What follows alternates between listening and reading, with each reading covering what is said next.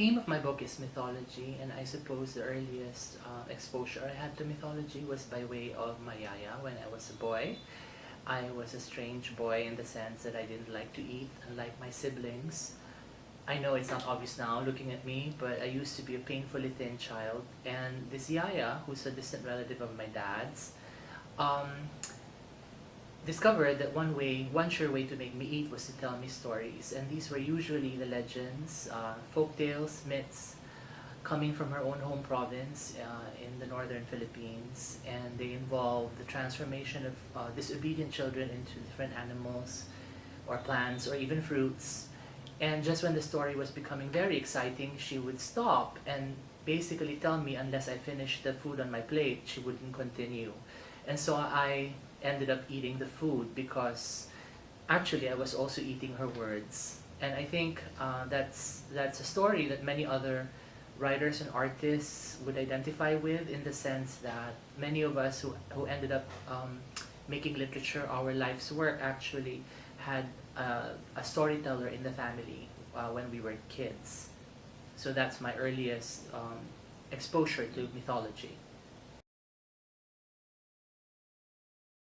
I think that the genre that the book belongs to is actually a strange one, in the sense that it's not a genre that you normally find uh, on the bookshelves, in bookshops, or in bookstores, or even in libraries. The book is a personal anthology composed of prose and poetry pieces.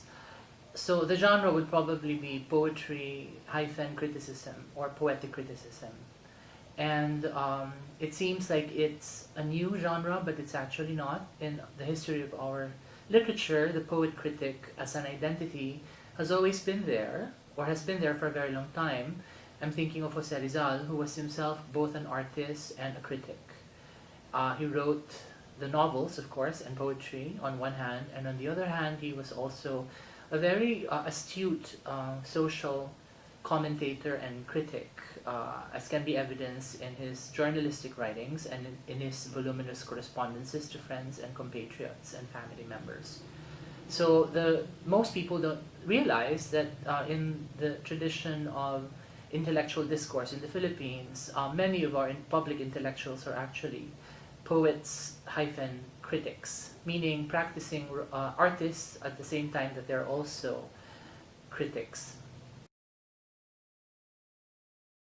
My foremost intention was to compile, a very selfish intention, or very personal intention, to gather together or compile into one portable volume the loose pieces of writing that I've been doing over the last 2 decades that pertain to mythology. And these writings actually comprise fiction, poetry, personal essays, and critical essays. So in the sense that there is a theme that unifies the pieces together despite their being very different from each other, I would like to think that the book actually accomplishes that goal of mine. Any other convergences or confluences, thematically or formally, I leave it up to the reader to discover those, but I do believe they're there. Because it's a personal anthology, it's not so much a scholarly book, there was really no field work or no research per se that I had carried out in order to compose these pieces. I would say the basic research, quote unquote, or loosely speaking, would be my own experiences and my own encounters and dealings and engagements with different kinds of people. So the different people who I met writing this book would be my students, my colleagues in the university, my friends, my lovers now, lovers, an assortment of different people, really. There will be 2 words I think that the reader, the general reader, will probably find new in the book, and they are actually synonyms of each other. These are mythopoesis and mythopoeia. They actually refer to the same thing, which is the activity of appropriating or making use of mythological material in one's own creative work. We have many examples of mythopoeia or mythopoesis right now in popular culture, the fantaserias, for example, that make use of mythological characters like capres and duendes and encantadas, etc., would be examples of mythopoeia. But I am more interested actually in the more serious, more literary examples of mythopoeia, many of which have actually been published by the UP Press in the form of books, which only makes sense because we are, in fact, I would like to believe, the foremost, we are the foremost publisher in regard to the recuperation of our folk knowledges. I'm thinking of the anthology series edited by the late Professor Emeritus Damiana Eugenio, for example. Those pieces that she gathered into these 7 different volumes of songs, epics, legends, riddles, proverbs, myths, etc., would be, I think, the foremost, most authoritative archive of folk knowledge ever assembled. And the UP Press is the proud publisher of that series.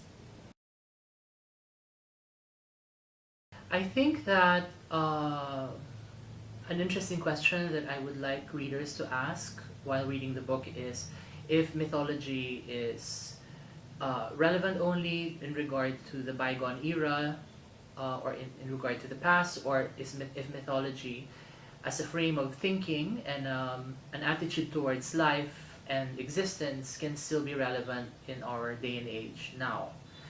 I think, and I argue together with other comparatists of myths, world mythologies, and scholars of mythology, that the mythological as a frame of reference can actually be useful in making sense of basically the meaning-making structures of contemporary cultures and contemporary societies.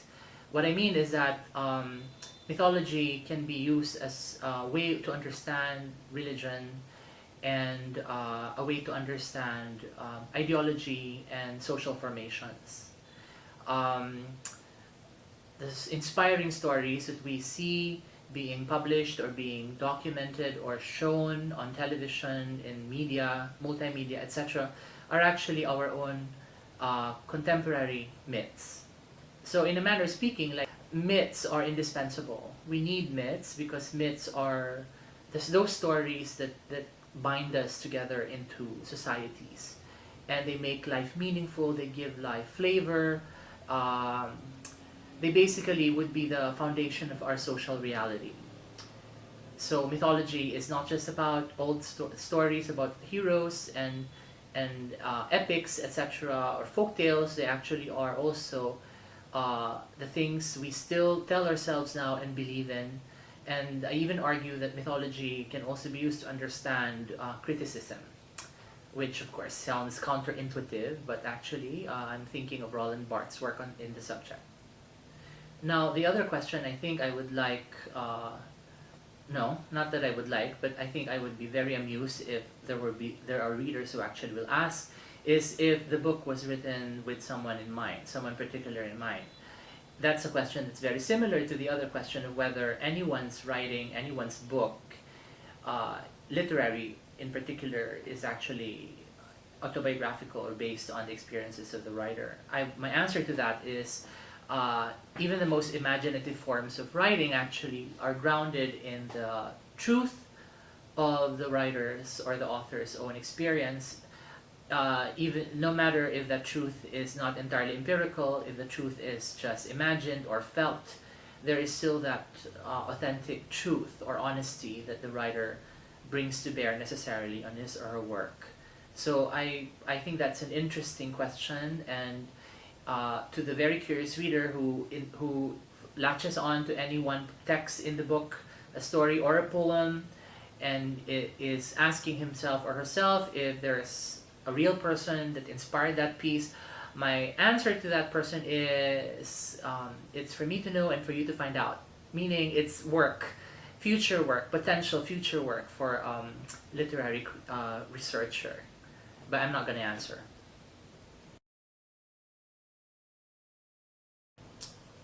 I think that I ordered the pieces logically. There are 4 sections, 4 or 5. I think 4 sections. The first one would be the critical essays, and I think the critical essays provide a good entry point into the rest of the book. The very first essay is titled "The Literary Practice of Complexity." It's an essay that I wrote as my contribution to a forum, a very interesting forum on complexity studies that took place in the University of the Philippines maybe 3 years ago. That forum was participated in by different disciplinists and experts from the university. There were social scientists, anthropologists, there were natural scientists, economists, etc. I was the only one representing the humanities, and I talked about complexity in relation to poetry and to literary criticism. And I basically argue that complexity is something that we're also interested in the arts, but that our attitude towards complexity is arguably different from the attitude of the scientist, who likes to deconstruct and sort of decompose things into their smaller units and see how they interrelate. While we also do that, we also in fact synthesize, meaning after decomposing things into their elements and constituent parts, we actually piece things together again into something new and meaningful. And in particular, I argue about the value of metaphorical or analogical thinking, which I think is a common ground or a contact zone between critics and artists, or even between scientists and between humanities people. A metaphor is a paradox in the sense that it's a unity of opposites or differences. Within a metaphor, you have two things being compared and being coalesced into one, but even within that vision, difference persists.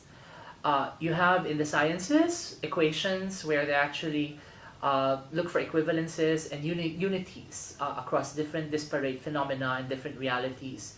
And of course, the most famous one would be E equals mc squared, which is a beautiful poem, in a matter of speaking, that unified energy and matter, right? It's a powerful metaphor that still has value up to now because there's been no other more explanatory metaphor that's been found. Metaphors in the poetic sense or in the humanities sense have a higher rate of turnover. So in the sciences, metaphors tend to persist and tend to stay until they are replaced by a more viable, more explanatory metaphor. In the humanities, metaphors are generated like crazy. Like in a workshop, for example, my students come up with metaphors all the time.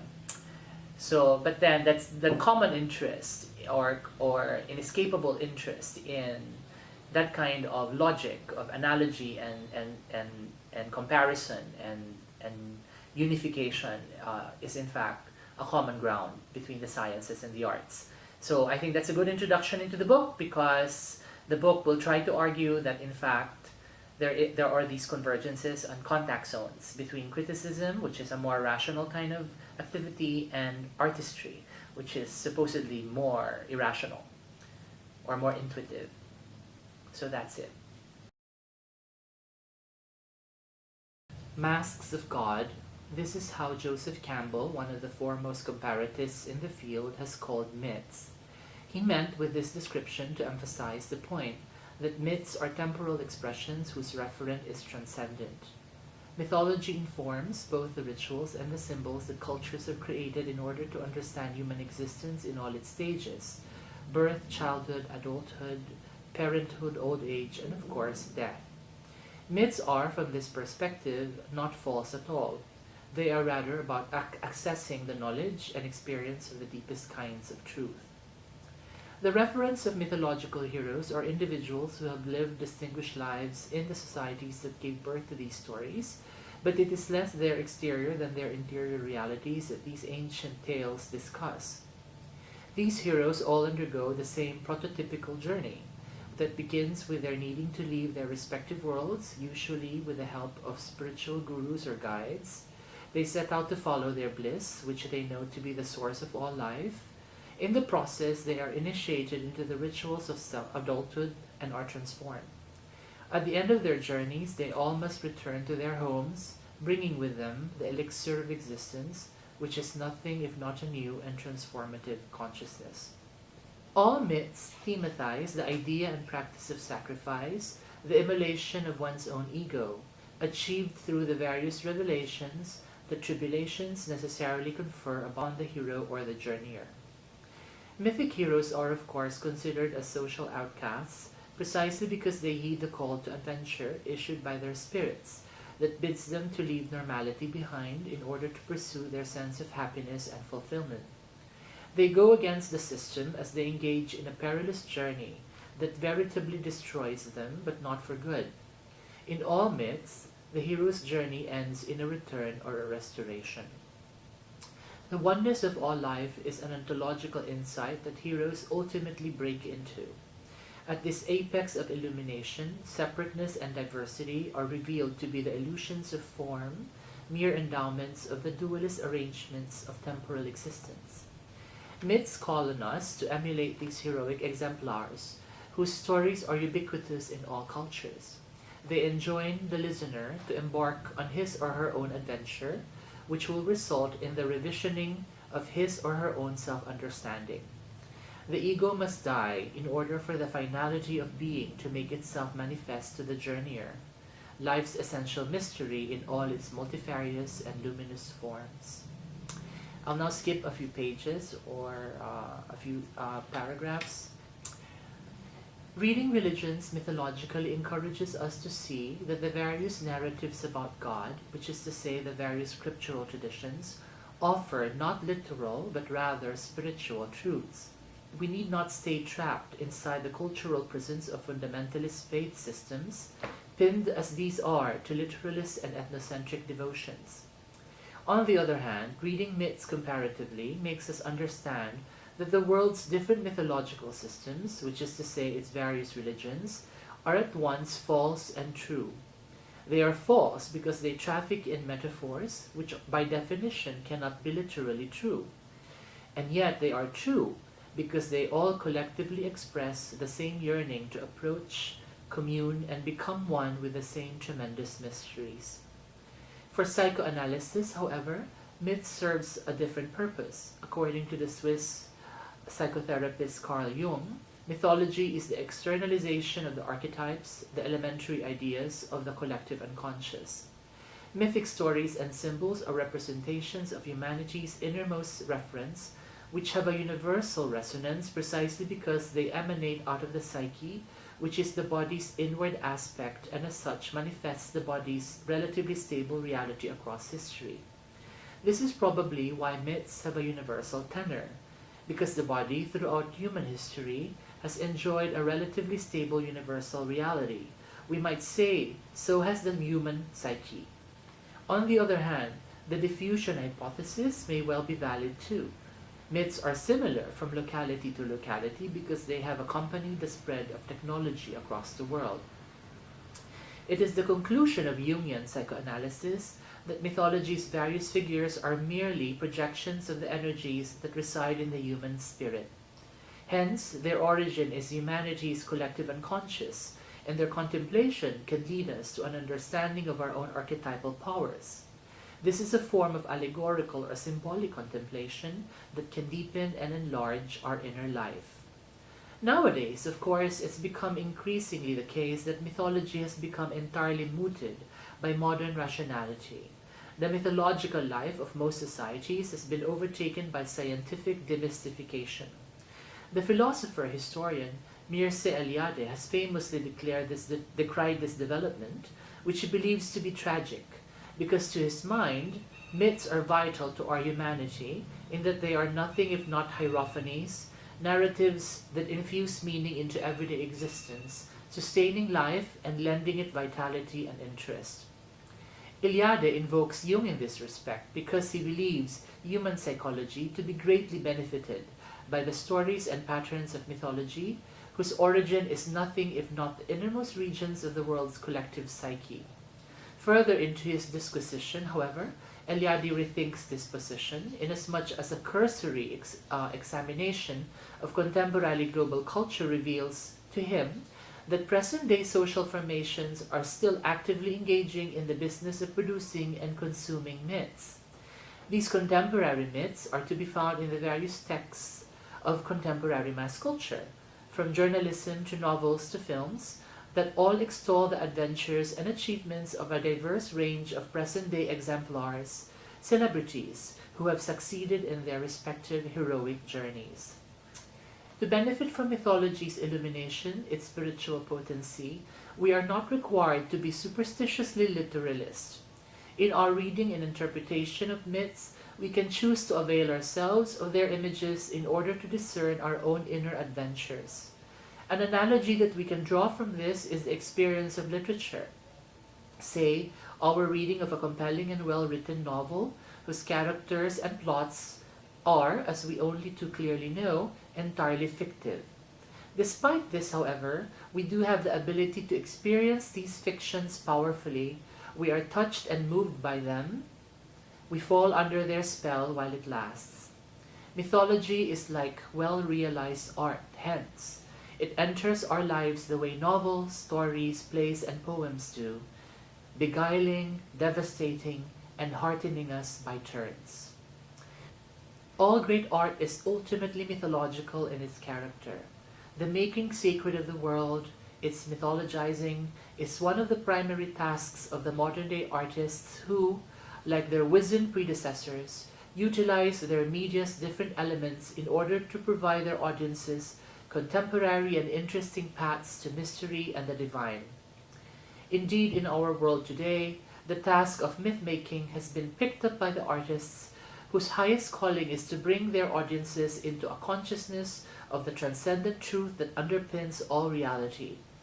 Then and now, mythology endures as the song of the imagination, the music of the spheres, whose energies are synonymous with the body's own innermost promptings as it is carried by the rhythms and vicissitudes of its being in the world.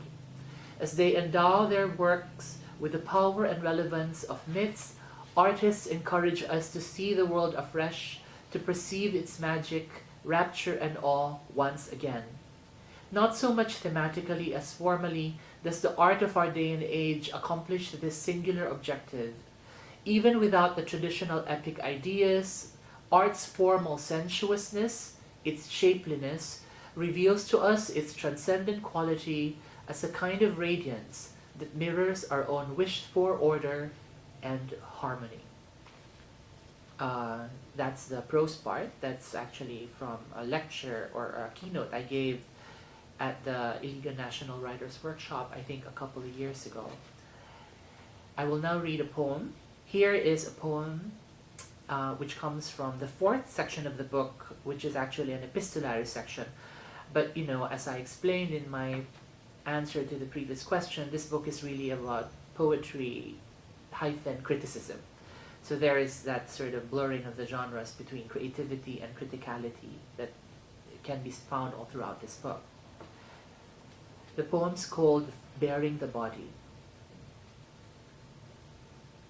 Who can bear the body when all it is desire, and desire is the truest of gravities, pulled and pulling all to itself?